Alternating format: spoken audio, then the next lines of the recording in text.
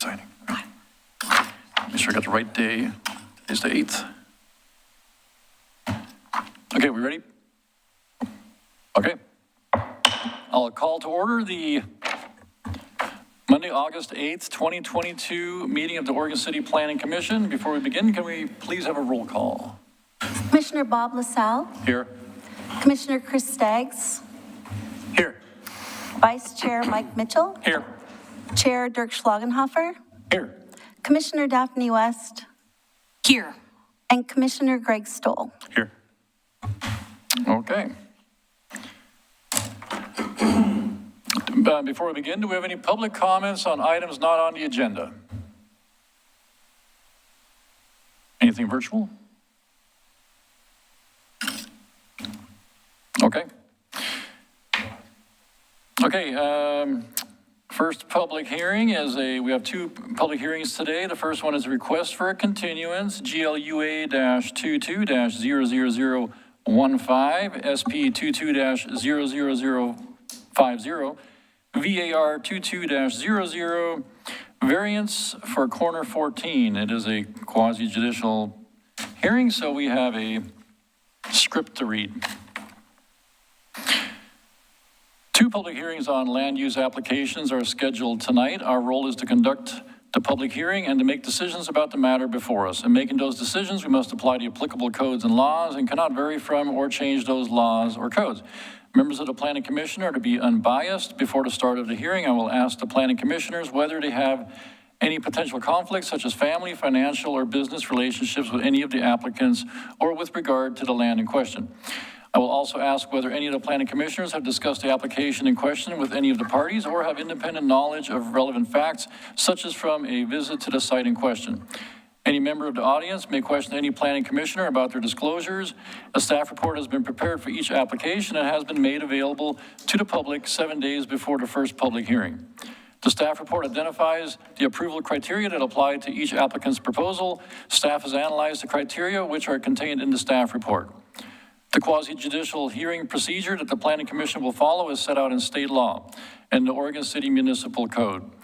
The hearing procedure steps are shown on the Planning Commission website and on the door over there.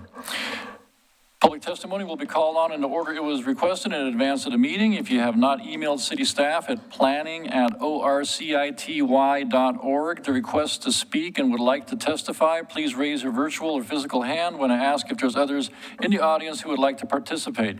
For the public record, please begin all testimonies stating your name and city of residence. If you would like to receive a copy of the notice of decision, please state your mailing address or email address. Testimony and evidence should be directed towards the applicable approval criteria. If you believe other criteria apply in addition to those addressed in the staff report, identify and discuss those criteria and explain how and why you believe they apply to the application under consideration. Any person may submit written materials while the public record is open on each application.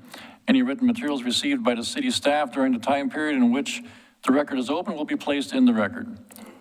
Written materials submitted during the public hearing must be presented to the city staff in order to become part of the record.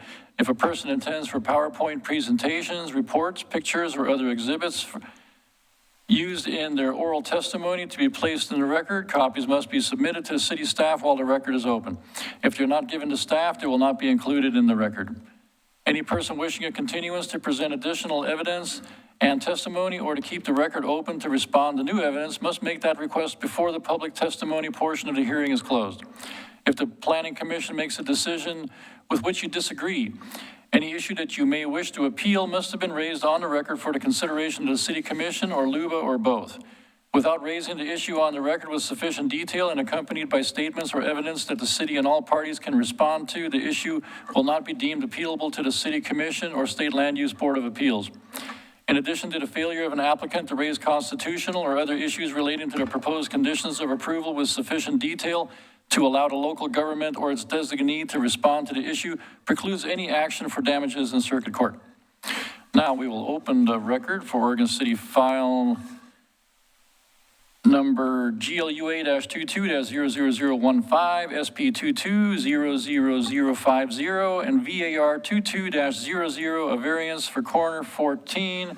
It is a request for a continuance, but I believe We're going to hear from Mrs. Robinson Gardner. Yeah, Briefly. staff request a continuance for this application to September meeting. We are still working with the applicant. And we suggested moving to the September meeting to provide the second August City Commission meeting for Planning Commission a full opportunity to review Park Place Crossing. And so we are recommending this application be moved to September 12th, 2022 on request by the applicant and supported by staff. Okay, thank you. Does the applicant have anything to say, or are we? Okay. They are not here this evening. This is a simple request for the September so meeting. we just need a motion for a continuance. Quick question. Does this count as the one mandatory continuance? Yes, okay. Thank you. Okay? Yes. I'll move to continue GLUA 22-15, SB 22-50, and VAR 22-2 to the September 12th, 2022 Planning Commission meeting. I'll second it. Okay, got a motion from Commissioner Mitchell and a second from Commissioner West. Call for the vote, please. Commissioner Bob LaSalle, Aye. Commissioner Chris Staggs, Aye. Commissioner Mike Mitchell, Aye. Commissioner Dirk Schlagenhofer, Aye. Commissioner Daphne West, Aye. Commissioner Greg Stoll. Aye. Okay, motion passes. For this second item on the agenda, we should do our disclosures, since we are going to be hearing about I'll introduce it first. It's GLUA -22-00016, CU 22-00001, NROD 22-00010, Willamette Falls Hospital, Helipad Relocation. All right, before we begin, I'm going to ask every commissioner if there's been any ex parte contacts, conflicts of interest, bias, or any other statement to declare, or have visited the site. If there was a site visit, the commissioner should declare what he or she perceived. And I'm going to start on my left with Commissioner Stoll. No ex parte contact, no bias, no conflicts of interest. I live near the hospital. I drive by it all the time, but I haven't driven around back to see the site. Okay. Commissioner West? I have no conflicts of interest, no bias, no ex parte contact, and I have not driven by the site. I was up at the hospital the other day, but I did not go in back to see any of this. So, and it was before I even knew it was on the agenda. Okay, thank you. Commissioner Mitchell? No ex parte conflicts, no conflicts of interest, no bias, and I'm familiar with the area, but I did not make a specific site visit. Okay. Commissioner Staggs? I have no conflict of interest or ex parte contact, and I have not seen the site. Okay, thank you. And Commissioner LaSalle? I've been a patient of the hospital. I have no conflict of interest or bias by the site.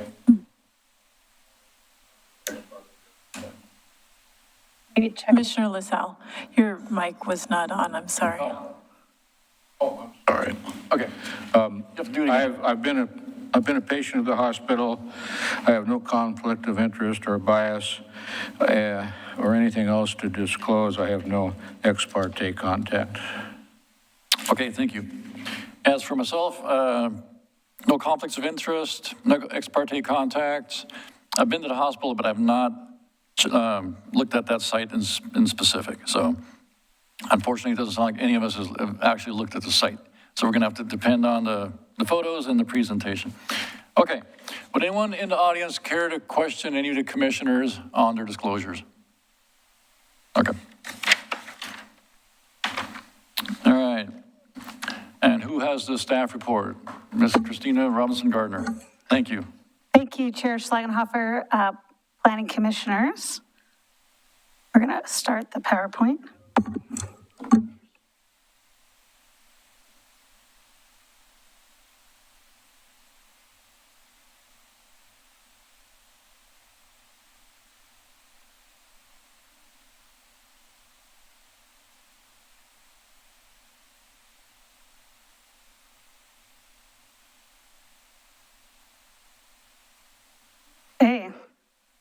So this, as I mentioned, this is a conditional use review for the relocation of the helipad that is on the property, and the helipad is a conditional use, and staff has been working with the applicant over the last year as part of the new east expansion that was approved a little over 2 years ago, a year and a half ago, for the new East Cancer Wing. It took over where the location of the existing helipad was, and the hospital was looking at temporary locations, not quite knowing where they wanted to have their final location. We worked on a temporary location inside the parking lot. They did a lot of research, tried to figure out what the best place would be for the new final location, and it happens to be about 100 feet away from the original location, but it is still a conditional use, and we're here tonight to make sure we have a public hearing and there's a chance to talk about any potential mitigation or impacts that may occur. So I'm gonna, tonight you have three traditional options. You can approve the application with conditions, either as staff wrote them or with any additions you may provide. You can deny this application, or you can continue this application to the September 12th meeting if you need additional information and you want the applicant to return back with additional information. Just an overview of staff's recommendations. Staff recommended approval with conditions, and I'm just going to lay out kind of the major findings, and you can think about those as we go over and review some of the maps and locations. Okay, so generally, staff found that because there's such a small number of flights per year, 6 or 7, according to the applicant, the impact of moving it 100 feet difference would not necessarily provide a larger impact to the neighboring residential units. The subdivision that is to the east, it's in the same general location as the existing temporary helipad and the previous one that was removed because of the east expansion. The applicant provided technical memos and reports on the potential impacts. So any questions you may have of the applicant related to sound or noise or motion or any of those kind of impacts, there's a fair amount of exhibits attached to the application, and you can ask those questions directly to the applicant. Most importantly, conditional uses require public hearings because we want to make sure that we hear from the public, neighbors, neighborhood associations, if they think there is a potential impact on this use and is there adequate mitigation for the impact. And so having a public hearing is very important for conditional uses because it's a chance to hear from the public. Finally, the applicant provided additional mitigation. They were required to replant 4 trees. They're replanting 8, so they have 4 additional trees of mitigation, and they provided sufficient findings for our conditional use. So those are kind of the larger, in plain English, non-planarese bullet points I have related to this application. I'll go over in the next couple slides some mapping and kind of show the location. So to provide a little background, the map you see here is the map that the applicant used when they initially were looking at a temporary location, but I like it because it kind of provides all 3 locations in one map. So where you see the existing helipad location, that is where the new East Wing is being planned and currently being built. The area in red with a circle inside the parking lot was their temporary helipad, which they used this year during construction, and they would take away that number of parking spaces when they needed to use the helipad. The hospital is well above their minimum number of parking spaces, so those number of parking spaces fell within their minimum and maximum, which is why they were allowed to do that at a temporary basis. That was a type 2 application that was noticed to the neighbors. The new location, proposed location you see with a red star, it's slightly northeast of the temporary location, but is outside of the parking lot, and it'll be a new pad. Let's see. Well, generally outside, there's about 1 or 2 parking spaces that'll be impacted, but yet again, the hospital is well above their minimum parking spaces. Let's see. Okay. So this application you see in front of you is the conditional use review for the helipad, so analysis of the impacts and any mitigation thereof. And natural resource overlay district exemption because they're outside the natural resource overlay district boundary. And then upon approval of the conditional use, the applicant will come back and work with development services to amend their grading and stormwater permits that they're already working on with the East Hospital expansion. And they'll turn in a minor type 1 site plan design review to implement the actual pavement part of the helipad.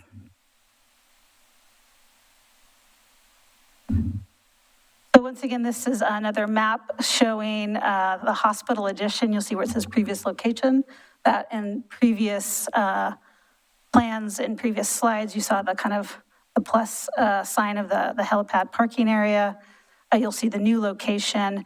This also shows outlines of the geologic hazard boundary and the natural resource overlay district boundary. Both of those are not impacted by this location. This is a zoom in on the applicant's area work, which is really hugging next to their generator pad area at the edge of the parking, but not so far into the geohazard area or natural resource area. This map provides indication that the proposed location is outside of both buffer areas. And so in this particular situation, neither the geohazard or the natural resource overlay buffer is applicable. So staff has provided 3 conditions of approval this evening. 1, the applicant shall submit a revision to the existing stormwater and grading permit for the Hospital East expansion for the helipad construction. So they'll just fold in this work into their existing permit for development services to review. Second, prior to approval of the grading permit or other required development services permits, the applicant shall submit for and receive approval of a type 1 site plan review for the removal of the trees, additional landscaping per the plan sheet that's in the landscaping plan attached to the application, and the construction of the helipad. And finally, the applicant should ensure that all proposed plantings, including mitigation trees, are planted on site per the proposed landscape plan. So those are three pretty simple but directional conditions related to implementation of the proposed location. And I'm here for any questions that the Planning Commission may have for staff before I hand it over to the applicant. And I can go back to provide a slide, and I will kind of land on the conditions if that's helpful. Okay, any questions for staff before we hear from the applicant? You have one? Just one. Commissioner West? So on this application tonight, there is a request for an exemption for Sure, I'll go back. for the NROD district. So why do we have to have one for that, and why don't we have one for the geologic? Because they're written differently. The Natural Resource Overlay District Code provides a type 1 exemption process. We just put that in. The applicability section of geohazard says if you are in the map geohazard area, then you don't have to go forward. They don't have a type 1 process written. So that's a great question. It just depends. It's 2 different code sections and 2 different ways they're implemented. And one's a formal type 1 exemption, and one's more of a, if you're out of it, don't need to go further in the chapter. Okay, thank you. Okay, thank you. Anyone else? Okay. All right, and we will hear from the applicant, and you have up to 15 minutes if you need it. Please state your name and city of residence. Hello, my name's Brad Kilby, and I'm in my office is in Portland, 05 Southeast Spokane Street. Sure, sorry. Brad Henry. I live in Lake Oswego. Obviously work here in Oregon City at the hospital. So thank you. I do have a PowerPoint.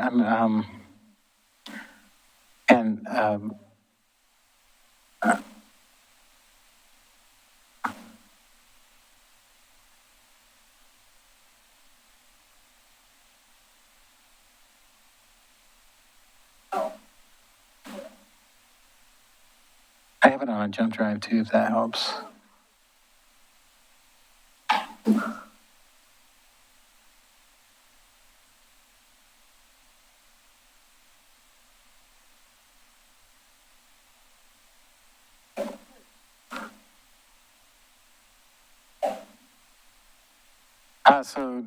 This next slide, please. Oh, thank you. Control. If I get this right. Oh, right. So our team is here tonight, so there's several people here that you can ask questions about.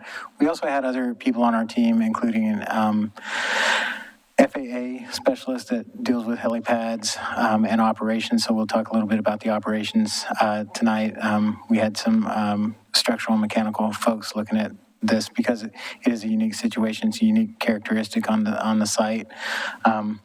And so we're all here, well, the majority of us are here, and we all have the answers, hopefully, to the questions you might have. So as you know, it's West and Trillium Park Drive, so this is the east side of the campus, and there was an existing helipad circled in yellow here on the aerial, and that's where the new cancer wing has, or is currently being constructed. The property is on mixed-use employment district. Hospitals aren't allowed use there, but the conditional use, this is an ancillary use within the hospital, and it is a conditional use. That's why we're here for you tonight, before you tonight. This is the current site plan. This shows the current location of the temporary landing facility. As you can see, it's kind of in the middle of a parking field. And the reason is because there's not a lot of activity surrounding this. It's not like they have daily flights in and out. I think Mr. Henry mentioned it at the neighborhood meeting that we met with the neighbors on May 5th, I believe. And there was a question about how often it operates, and it only operates 6 or 7 times because they find that actually ambulances running might be a lot faster going to some of the more local hospitals than actually having to activate a crew to fly over and pick somebody up and then fly them to a nearby facility. So these are the 3 spots. I won't belabor the point. Christina has already pointed it out to you, but there's a temporary location. The proposed location is outside of the parking area, and it's due east of the existing helipad.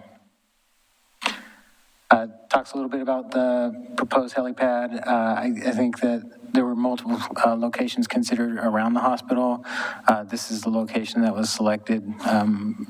Operationally, this made the most sense. There's not a ton of traffic back here, so there was an opportunity that, especially with the current location and temporary, they would have to relocate vehicles if they knew that a helicopter was coming in or to pick up a patient. Parking won't be impacted. We will not be impacting the natural resource overlay or any of the geohazard areas. There are FAA requirements for lighting, but that lighting is low. It's not high, so it's not something that you would normally see that would be visible from the neighborhood, and it's only activated when the pilots are coming in or going out. Again, there's currently only 6 to 7 flights per year, kind of life flight when in critical times. But, you know, it was brought up in the neighborhood meeting. I think it's worth noting that this is actually, if the big one ever hits here and say, for example, the bridge over the Willamette on I-5 collapses, this is something that would be more active to get people in and out of an emergency situation to a hospital facility. This location was selected because there's not a lot of required grading, so we're not having to grade a lot. It's a fairly flat site. We didn't impact the resources, and it's good for safety and security. There'll be eyes on the pad when it's needed. So before you have the staff report, thank you, staff. We worked with them quite a bit over the last year trying to figure out the correct location for this. And then in our application materials, we provided data that we hope you find supports the approval criteria or meets the approval criteria, and we respectfully request that you approve the conditional use. Thank you. And we're here for any questions if you have them. Thank you. Okay, any questions? Commissioner Mitchell. Yeah, 2 quick things. So barring some sort of a natural disaster, is there a scenario where this could become a facility that's used, you know, every week or a couple of times a week or something? No, I don't think the services that we provide at Willamette Falls really don't lend themselves to needing more frequent life flights in and out. I would say during COVID, we had a little bit more activity just because of the pandemic and wanting to get critical patients to a higher level of care in a faster manner. And what we found as we increased the activity of the life flight, as Brad Gilby said, the ground transportation often was faster than the helipad transportation. So I think it's there. It's an important asset for us to have for the community to make sure that we can get in and out as quickly as possible, but often ground transportation is the best resource. Okay. One more quick thing. I was a little unclear. I understand that the lighting on the pad itself, excuse me, and the lighting to transport a patient into the hospital, that's only activated when there's a landing that's going to happen. But there was also mention of a possible light on a pole and some on the building. Are those ones that also would only be activated when there was a helicopter, or are those on every night? I believe that they're only activated at the same time that the ground ones are, but I'm not 100% positive. Josh?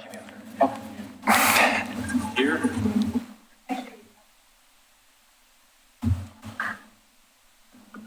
Hi, Josh Kohlberg, PKA Architects, live in Portland, Oregon, and work with Providence.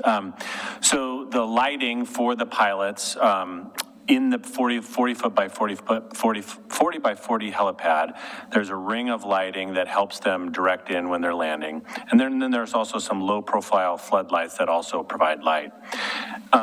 The rest of the site lighting is the same. So you have got 20-foot light standards that light the parking lot. On top of those, you'll have an obstruction light. It's a red light so that when the pilots are coming in at night, they'll know where there's a light stanchion so that they can keep away from it. Those red lights and the lights in the pad are all activated at the time there's a flight in action, and that can be turned on in the emergency department, or actually the pilots have a radio frequency that they can plug and will turn on those lights when they're in the air, active and flying. So it's only in the case of a flight coming in? Bingo. Okay, thank you. That's all. Okay, thank you. Commissioner LaSalle? Was any consideration given to a site closer to the emergency room? The answer is yes, absolutely. The trouble is just parking and access, and also actually how the helicopters get in and out. Over by the emergency department site, there's quite a few more tall trees, which aren't great for flight operations.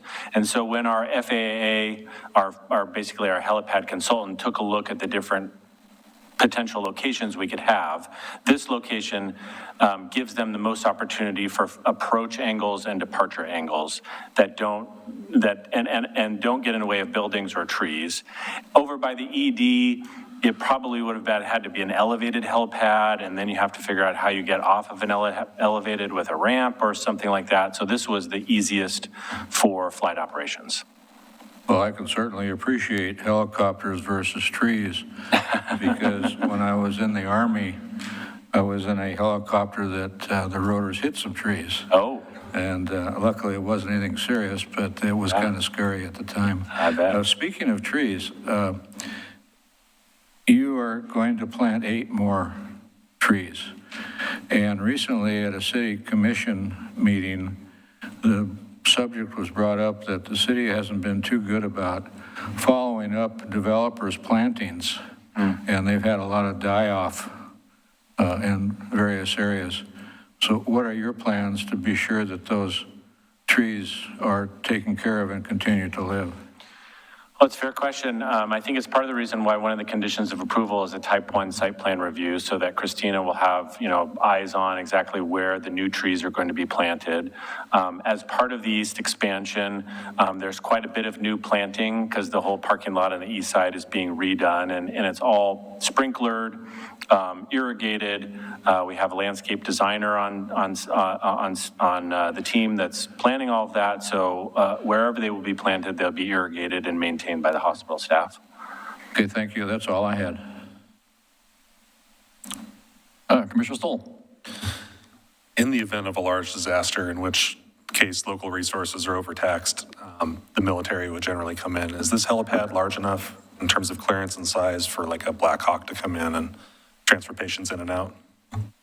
I don't know the answer to that. It's a pretty typical size for your typical life flight helicopter. How that compares to a military aircraft, I'm not sure. Okay, thank you. Thanks. I would assume it's located adjacent to an existing parking lot. So if we needed to actually move cars and clear a space, I think that would be something that we could accomplish.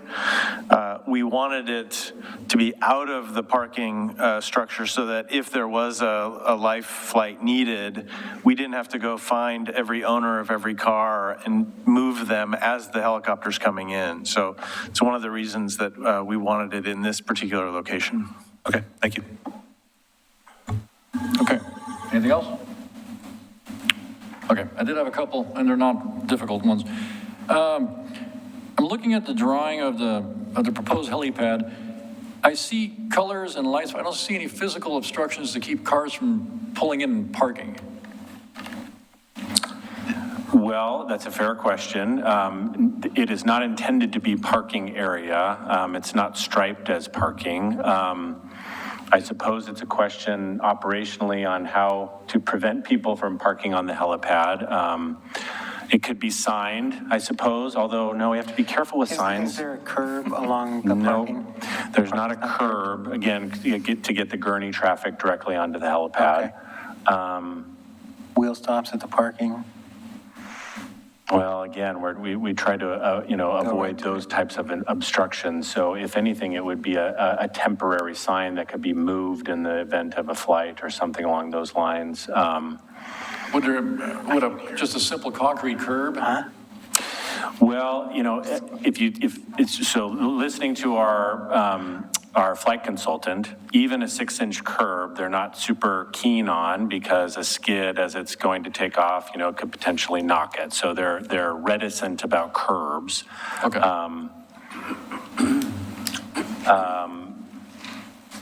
So it's a fair question. I think it's probably something that you would monitor and see if there are the occasional person that decides to park on the helipad, or if there's some sort of temporary signage or something that is with a weighted base that could be taken down or something like that. Christine also pointed out that it's going to have a big red H on it. It will be painted, yes.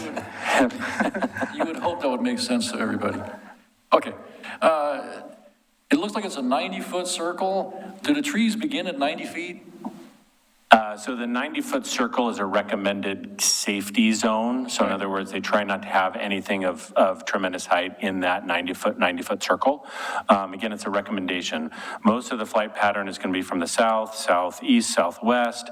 And so, yes, trying to keep trees and obstructions out of that 90-foot circle is ideal. Okay, how tall are the trees to the east? In the picture, they look kind of tall. They are quite tall. Yes. But again, we spoke with our consultant, ran this by Life Flight Network. The approach angles that they do have are adequate for their flight operations. Okay.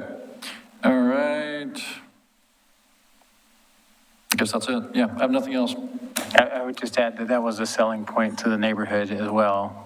So we had the May 5th neighborhood meeting, and the majority of the people were very supportive of it. They're used to it. Some of them have said that they don't hear it that often, and so it wasn't a huge concern for them, but the trees also provide some screening for the hospital from the neighborhood. Understandable. Okay. Any other questions for the applicant? Okay, thank you. I will, if there's nothing else, do you want a motion? Do we have anybody from neighborhood association or any public comments? Okay. All right, then, yeah, we can have a motion. Do you need to close the public? Yeah, we will close the public hearing. And we can have a motion? Make a motion to approve GLUA 22-16, CU 22-1, and NROD 22-10 with conditions as presented by staff. Excellent. Do we have a second? Second. Okay, motion by Commissioner Mitchell, second by Commissioner Stoll. And can we have a vote, please? Commissioner Bob LaSalle, Aye. Commissioner Pristaggs, Aye. Commissioner Mike Mitchell, Aye. Commissioner Dirk Schlagenhofer, Aye. Commissioner Daphne West, Aye. Commissioner Greg Stoll. Aye. Motion passes. Thank you. Okay, do we have any communications? No communications from me. Okay, I do. okay, we have something from Commissioner West. I would like to invite everybody in our listening audience and my colleagues here as well to go to a luncheon on August 23rd. It's a Tuesday between 11:30 and 1, and it's down at the Abernethy Center. And who's hosting this luncheon is the Oregon City Business Alliance. You can get tickets for it at ocbusinessalliance.com, just off their website. I think it's about $25 for lunch, but they have a panel speaking of people in the construction real estate industry. And the title of their forum is, Will Real Estate Ever Be Real Again? Now, we'll have to go and hear what that's all about, because that's kind of a broad title. So our own Christina Robertson Gardner is speaking. She's going to give us an update on House Bill 2001 and how Oregon City is working with that. Harlan Borrow, the Land Development and Acquisition Manager for Icon Construction, will be speaking. Devin Ellen, he is the Director of Housing and Development with the Clackamas County Housing Authority. And then Roseanne Johnson, who is the Entitlements Manager at Lennar Northwest LLC. So Tuesday, August 23rd, 11:30 to 1, tickets at OC Business Alliance, and I hope to see you there. Thank you. Thank you. Anyone else? And we're adjourned.